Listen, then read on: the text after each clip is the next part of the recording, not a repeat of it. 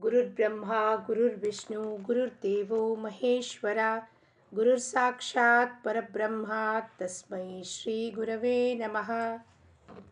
ಕೃಷ್ಣಂ ವಂದೇ ಜಗದ್ಗುರುಂ ಕೃಷ್ಣಂ ವಂದೇ ಜಗದ್ಗುರುಂ ಕೃಷ್ಣಂ ವಂದೇ ಜಗದ್ಗುರುಂ. ಭಗವದ್ಗೀತಾ ಅಧ್ಯಾಯ 9 ಶ್ಲೋಕ 22. ಶ್ರೀ ಮಹಾರಾಜರು ಗೋಂದಾವಲೇಕರ್ ಮಹಾರಾಜರು ಹೇಳ್ತಾರೆ, ಸಾಧಕರಾದವರಿಗೆ ಅಧ್ಯಾಯ 9 ಅವರು ಭಗವದ್ಗೀತೆಯಲ್ಲಿ 9ನೇ ಅಧ್ಯಾಯವನ್ನು ಶ್ರವಣ ಚಿಂತನ ಮನನ ನಿಧಿಧ್ಯಾಸವನ್ನು ಮಾಡಬೇಕು. ಏನು ಹೇಳುತ್ತಪ್ಪ 22ನೇ ಶ್ಲೋಕ? ಅರ್ಜುನನ ಪ್ರಶ್ನೆಗೆ ಉತ್ತರ ಕೊಡುತ್ತಾ ಏನು ಹೇಳ್ತಾನೆ ಶ್ರೀಕೃಷ್ಣ ಪರಮಾತ್ಮ? ಅನನ್ಯಾಶ್ಚಿಂತಯಂತೋ ಮಾಂ ಯೇ ಜನಃ ಪರ್ಯುಪಾಸತೆ ತೇಷಾಂ ನಿತ್ಯಾಭಿಯುಕ್ತಾನಾಂ ಯೋಗಕ್ಷೇಮಂ ವಹಾಮ್ಯಹಂ. ಅನನ್ಯಾಶ್ಚಿಂತಯಂತೋ ಮಾಂ ಯೇ ಜನಃ ಪರ್ಯುಪಾಸತೆ ತೇಷಾಂ ನಿತ್ಯಾಭಿಯುಕ್ತಾನಾಂ ಯೋಗಕ್ಷೇಮಂ ವಹಾಮ್ಯಹಂ. ಮಾಂ ಅಂದರೆ ನಾನು, ಪರಮೇಶ್ವರ. ಚಿಂತೆಯಂತಹ ನಿರಂತರವಾಗಿ ಚಿಂತನೆಯನ್ನು ಮಾಡೋದು, ಅವನ ಬಗ್ಗೆ ಧ್ಯಾನ ಮಾಡೋದು, ನಾಮಸ್ಮರಣೆ ಮಾಡೋದು.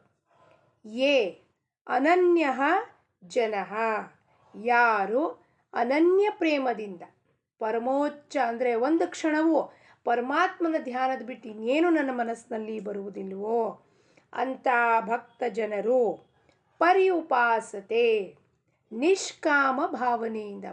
ಉಪಾಸತೆ ಅಂದರೆ ಉಪಾಸನೆಯನ್ನು ಹೆಂಗೆ ಮಾಡಬೇಕು? ಪರಮಾತ್ಮನ ಹೊರತಾಗಿ ನನಗೇನೂ ಬೇಕಾಗಿಲ್ಲ, ನಿಷ್ಕಾಮ ಭಾವನೆ, ಅಹೇತುಕ. ಯಾರು ಭಜಿಸುತ್ತಾರೋ ನಿತ್ಯಾಭಿಯುಕ್ತಾನಾಂ.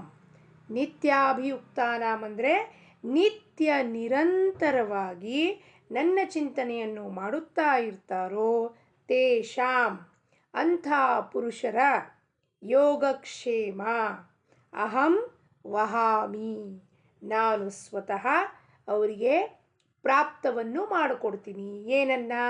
ಯೋಗಕ್ಷೇಮವನ್ನ. ಯೋಗ ಅಂದರೆ ಏನು?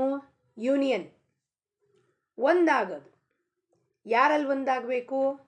ಭಗವಂತನಲ್ಲಿ, ಆ ಭಗವತ್ ಸ್ವರೂಪನಲ್ಲಿ ನಾನು ಒಂದಾಗಿ ಹೋದರೆ, ನಾನು ಪರಮಾತ್ಮನ ಸ್ವರೂಪ ಈ ಪೃಥ್ವಿ ಮೇಲೆ ಬಂದಿರೋ ಕಾರಣ ಏನು? ಜನ್ಮ ತಾಳಿರೋದು ಭಗವತ್ ಪ್ರಾಪ್ತಿ ಮಾಡ್ಕೊಳ್ಳೋದು, ಭಗವತ್ ಸ್ವರೂಪವನ್ನೇ ಹೊಂದೋದು. ಸಾರೂಪ್ಯ, ಸಾಲೋಕ್ಯ, ಸಾಮೀಪ್ಯ, ಸಾಯುಜ್ಯ ಮುಕ್ತಿ. ಸಾರೂಪ್ಯ ಭಗವಂತನ ರೂಪವನ್ನು ಹೊಂದೋದು, ಸಾಮೀಪ್ಯ ಸದಾ ಅವನ ಹತ್ತಿರ ಇರೋದು, ಸಾಲೋಕ್ಯ ಅವನ ಲೋಕದಲ್ಲಿ ಇರೋದು. ಅವನ ಲೋಕದಲ್ಲಿ ಹೆಂಗಿರ್ಲಿಕ್ಕೆ ಸಾಧ್ಯ? ಭಜನೆ, ಕೀರ್ತನೆ, ಜಪ, ತಪ, ಧ್ಯಾನ, ನಾಮಸ್ಮರಣೆ, ಸದ್ಗ್ರಂಥ ವಾಚನ, ಅದು ಅವನ ಲೋಕದಲ್ಲಿರೋದು ಸಾಲೋಕ್ಯ. ಸಾಯುಜ್ಯ ಅಂದರೆ ಅವನಲ್ಲಿ ಒಂದಾಗುವ ಪ್ರಕ್ರಿಯೆ, ಯೋಗಕ್ಕೆ ಸಾಯುಜ್ಯ. ಭಗವತ್ ಸ್ವರೂಪ ಪ್ರಾಪ್ತಿ ಮಾಡಿಕೊಳ್ಳೋದು ಅಂದರೆ ಯೋಗ. ಹಾಗೂ ಭಗವತ್ ಪ್ರಾಪ್ತಿ ನಿಮಿತ್ತವಾಗಿ ಏನೇನು ಸಾಧನೆಗಳನ್ನು ನಾನು ಮಾಡ್ಕೊಳ್ತೀನೋ ಅದನ್ನು ರಕ್ಷಣೆ ಮಾಡುವುದು ಅಂದರೆ ಕ್ಷೇಮ. ಲೌಕಿಕ ಅರ್ಥದಲ್ಲಿ ನೋಡಿದ್ರೆ ಭಗವಂತ ನಮ್ಮ ಭಾರವನ್ನು ಹೊತ್ತಿರ್ತಾನೆ. ನಮಗೆ ಯಾವತ್ತೂ ಅವನು ನಮ್ಮ ಕಷ್ಟ ಬಂದರೆ ಅದನ್ನು ಸಂರಕ್ಷಣೆ ಮಾಡ್ತಾನೆ, ಕಾಪಾಡ್ತಾನೆ, ನಮ್ಮ ಊಟ ತಿಂಡಿ ಯೋಗಕ್ಷೇಮವನ್ನು ನೋಡ್ಕೋತಾನೆ. ಅಂದರೆ ಲೌಕಿಕ ಅರ್ಥವಾಗಿ. ಆಧ್ಯಾತ್ಮಿಕ ಅರ್ಥವಾಗಿ ನೋಡಬೇಕು ಅಂದರೆ ನಾವು ಭಗವಂತನ ಪ್ರಾಪ್ತಿ ಮಾಡ್ಕೊಳ್ಳೋದೇ ಯೋಗ, ಒಂದಾಗೋದು, ಯೂನಿಯನ್.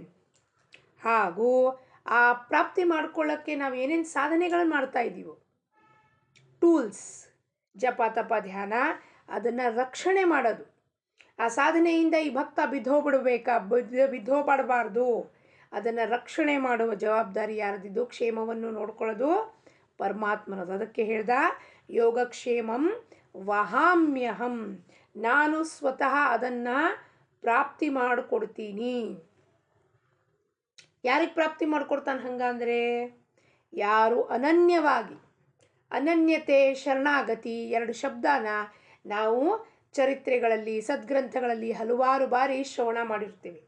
ಏನಪ್ಪ ಅರ್ಥ ಅದರದ್ದು? ಅನನ್ಯ ಪ್ರೇಮಿ ಅಂತ ಹೇಳ್ತೀವಿ. ಯಾರಪ್ಪ ಅನನ್ಯ ಪ್ರೇಮಿ? ಕುಚೇಲ, ಮೀರಾಬಾಯಿ. ತುಕಾರಾಮ್ ಮಹಾರಾಜರು, ಪುರಂದರದಾಸರು, ಕನಕದಾಸರು, ಯಾರವರೆಲ್ಲ? ಅವರೆಲ್ಲರೂ ಅನನ್ಯ ಪ್ರೇಮಿಗಳು. ಯಾಕೆ? ಪರಮಾತ್ಮನ ಹೊರತಾಗಿ ನನಗೇನೂ ಬೇಕಾಗಿಲ್ಲ. ಪರಮಾತ್ಮನ ನಿರಂತರ ಚಿಂತನ, ಮನನ, ಶ್ರವಣ ಹಾಗೂ ಅದರಲ್ಲೇ ಮನಸ್ಸನ್ನು ತೊಡಗಿಸೋದು, ಅವನನ್ನೇ ನಿಷ್ಕಾಮ ಭಾವನೆಯಿಂದ ಭಜಿಸೋದು. ಯಾವುದೇ ಒಂದು ಐಹಿಕ ಆಗಲಿ ಪಾರಮಾರ್ಥಿಕ ಇಚ್ಛೆ ಕೂಡ ಇರೋದಿಲ್ಲ ಅವರಿಗಲ್ಲಿ. ನನಗಿದನ್ನು ಸಾಧಿಸಬೇಕು, ಇದು ಬೇಕು, ಅದಾಗ್ಬಿಡಬೇಕು, ಇದಾಗ್ಬಿಡಬೇಕು ಅಂತ ಪಾರಮಾರ್ಥಿಕ ಇಚ್ಛೆನೂ ಇರೋದಿಲ್ಲ. ಹಾಗೆಯೇ ಪ್ರಾಪಂಚಿಕ ಐಹಿಕ ವಸ್ತುವುದು ಇಚ್ಛೆ ಇರೋದಿಲ್ಲ. ಅದು ನಿಷ್ಕಾಮ ಭಾವನೆಯಿಂದ ಭಜಿಸುವುದು. ಅದಕ್ಕೆ ನಾವು ಅಹೇತುಕನೂ ಅಂತೀವಿ. ಯಾವ ಉದ್ದೇಶವೂ ಇರಬಾರ್ದು. ಪರಮಾತ್ಮನ ಭಜನೆ ಮಾಡೋದ್ರಿಂದ ಪರಮಾತ್ಮ ನನಗೆ ಈ ಕೆಲಸ ಮಾಡಿಕೊಡ್ಬೇಕು, ನನ್ನನ್ನು ಸರಿ ಮಾಡಿಬಿಡಬೇಕು, ನನಗೆ ಯಾವುದೋ ಒಂದು ಜಡ್ಡಿದೆ, ಅದನ್ನು ಬೇಗ ಔಷಧಿ ತೊಗೊಂಡು ನಾಮ ಜಪ ಯಾಕೆ ಮಾಡ್ತಿದ್ದೀನಿ ರೀ? ಯಾಕೆಂದರೆ ಆ ಜಡ್ ಸರಿ ಮಾಡಲಿ ಅಂತ. ಜಡ್ಡನ್ನು ಸರಿ ಮಾಡೋದು ಅಂದರೆ ಏನಾಗುತ್ತಪ್ಪ? ನನ್ನ ಪ್ರಾರಬ್ಧವನ್ನು ಪರಮಾತ್ಮ ನೀನು ಬದಲಾಯಿಸ್ಬಿಡಪ್ಪ ಅಂತ ಕೇಳ್ಕೊಂಡಂಗಾಗುತ್ತೆ. ಸಾಲ ಮಾಡಿರ್ತೀವಿ ನಾವು, ಆ ಸಾಲನ ತೀರಿಸ್ಬೇಕು ತಾನೆ ನಾವು. ಸಾಲ ತೀರಿಸಿದಾಗ ನಮಗೆ EMI ಮುಗಿದ ಕೂಡಲೇ ಏನನ್ಸುತ್ತೆ? ಸದ್ಯ ಅಪ್ಪ EMI ಮುಗಿದೋಯ್ತು, ಈ ಗಾಡಿ ನಮ್ದಾಯಿತು, ಈ ಮನೆ ನಮ್ದಾಯಿತು ಅಂತ ಒಂದು ನಿಶ್ವಾಸ ಬಿಡ್ತೀವಿ. ಯಪ್ಪ ಒಳ್ಳೇದಾಯ್ತಪ್ಪ. ಅದೇ ರೀತಿಯಲ್ಲಿ ನಮ್ಮ ಪ್ರಾರಬ್ಧದಿಂದ ಬಂದಿರೋದು ಏನೇ ಘಟನೆ ಇರಲಿ, ಏನೇ ಅನಾರೋಗ್ಯ ಇರಲಿ, ಅವೆಲ್ಲವೂ ಹೆಂಗಿರುತ್ತೆ? ಸಾಲ ಮಾಡದಂತೆ ಇರುತ್ತೆ. ದೇಹಕ್ಕೆ ಬಂದಿದೆ, ಅದನ್ನು ಅನುಭವಿಸ್ಬೇಕು. ಅನುಭವಿಸ್ಬಿಟ್ಟು ಆ ಸಾಲವನ್ನು ತೀರಿಸುವಾಗ ಏನು ಆನಂದ ಆಗುತ್ತೋ ಅದೇ ರೀತಿಯಲ್ಲಿ ತಿಂಗಳಿರಲಿ, ವಾರ ಇರಲಿ, ಎಷ್ಟಿರಲಿ ಅದನ್ನು ಅನುಭವಿಸಿ ಫಿನಿಷ್ ಮಾಡಿ ಸಾಲದಿಂದ ಮುಕ್ತರಾಗಬಿಡಬೇಕು. ಅಂದರೆ ಪ್ರಾರಬ್ಧ ಕರ್ಮದಿಂದ ನಾವು ಮುಕ್ತರಾಗಬೇಕು. ಅದಕ್ಕೆ ನಾವು ಅನನ್ಯವಾಗಿ ಅವನನ್ನು ಬೇಡ್ಕೋಬೇಕು. ನಿನ್ನ ಹೊರತಾಗಿ ಈ ಪೃಥ್ವಿ ಮೇಲೆ ಬಂದು ನಿನ್ನನ್ನು ಪಡ್ಕೊಳ್ಳೋ ಸಾಧ್ಯತೆಯನ್ನು, ಆ ಬದುಕಿನ ರೀತಿಯಲ್ಲಿ ನಿನ್ನನ್ನು ಹೆಂಗೆ ಭಜಿಸಬೇಕು ಅಂತ ಸಾಧ್ಯತೆಯನ್ನು ಮಾಡಿಕೊಟ್ಟಿದ್ಯಾರು? ಸದ್ಗುರುನಾಥ. ಸದ್ಗುರುನಾಥ ಈ ದಾರಿ ತೋರಿಸಿದ್ದು. ನೀ ಪೃಥ್ವಿ ಮೇಲೆ ಯಾಕೆ ಬಂದಿದ್ಯಪ್ಪ? ಈ ಕರ್ಮಬಂಧದಿಂದ ಮುಕ್ತಿ ಹೊಂದಿ ಪರಮಾತ್ಮನಲ್ಲಿ ಒಂದಾಗುವಕ್ಕೆ ನರಜನ್ಮವನ್ನು ತಾಳಿ ಬಂದಿದ್ಯಾ. ನರಜನ್ಮ ದುರ್ಲಭಂ. ದುರ್ಲಭ ಮಾನವ ಜನ್ಮಾನ ವ್ಯರ್ಥ ಮಾಡ್ಕೋಬೇಡ. ಭಗವತ್ ಪ್ರಾಪ್ತಿ ಮಾಡಿಕೊಂಡು ಅವನನ್ನು ಅನನ್ಯವಾಗಿ ಪ್ರೇಮ ಮಾಡು. ನಮ್ಮ ಯೋಗಕ್ಷೇಮವನ್ನು ಅವನೇ ನೋಡ್ಕೋತಾನೆ. ಶ್ರೀಕೃಷ್ಣ ಅರ್ಪಣಮಸ್ತು. ಸದ್ಗುರು ಚರಣಾರವಿಂದ ಅರ್ಪಣಮಸ್ತು. ವಸುದೈವ ಕುಟುಂಬಕಂ.